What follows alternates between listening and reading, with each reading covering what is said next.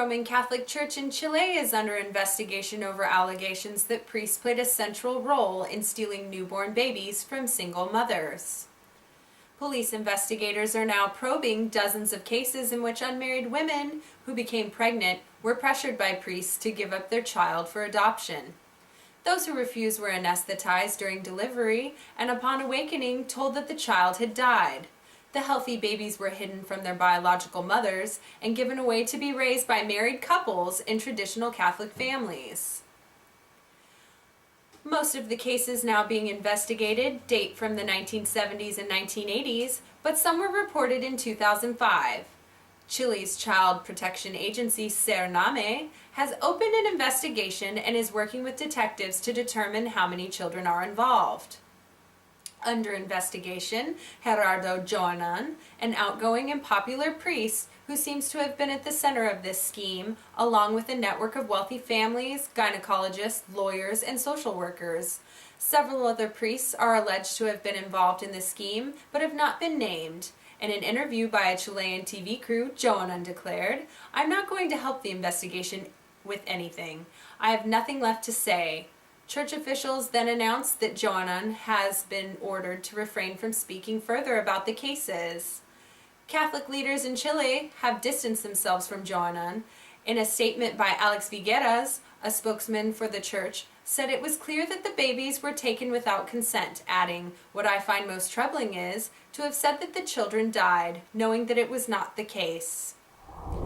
Proposed new criminal codes, which have already passed through the lower house of the parliament in Kazakhstan, the Majlis, are currently being considered by the upper house of Kazakhstan's parliament. Under these new codes, those who lead meetings for religious purposes without state permission could face up to 60 days imprisonment, and those who participate could face up to 45 days. Human rights defenders and members of religious communities remain highly concerned about such proposed punishments.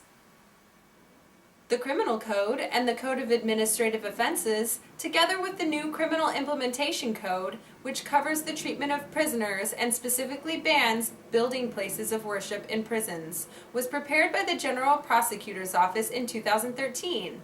It was approved on the second reading in the lower house on April 9, 2014, and sent to the Senate on the 17th. According to the Senate's website, it gives a deadline for adopting the new code of June 15th, and almost all of the legislation would come into force by January 2015. A total of 119 local human rights groups and international human rights groups signed a joint statement condemning the proposed new codes as considerably restricting and harming human rights. Telegan Dertayev, consultant on the Senate Legal Committee, when asked why provisions of these codes restrict individuals' rights to freedom of religion or belief, Dertayev insists that we have religious freedom.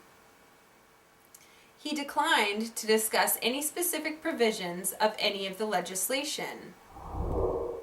Britain's Foreign Office urged the Iranian authorities this week to stop the destruction of the Baha'i cemetery in Shiraz, in the southern province of Fars, where members of the country's most persecuted religious minority are buried, and also to release 7 leaders of the Baha'i faith who have been imprisoned in Iran for the past 6 years. In Persian, Baha'is refer to the cemetery as Golistan-i-Javid, Eternal Garden. Iran's elite Revolutionary Guards have begun work, and nearly 200 square meters have been excavated and material removed from the area, but it was not clear whether they had reached the point of unearthing tombs. This move is seen as an attempt to delete the dark episode from the history of mistreating Baha'is in the Islamic Republic. The Baha'i faith, which accepts all religions as having valid origins, was founded in Iran in the 19th century by its prophet Baha'u'llah. There are an estimated 300,000 Baha'is in Iran and about 6 million worldwide. At least 219 Baha'i in Iran are executed because of their religious allegiance in the 1979 Islamic Revolution.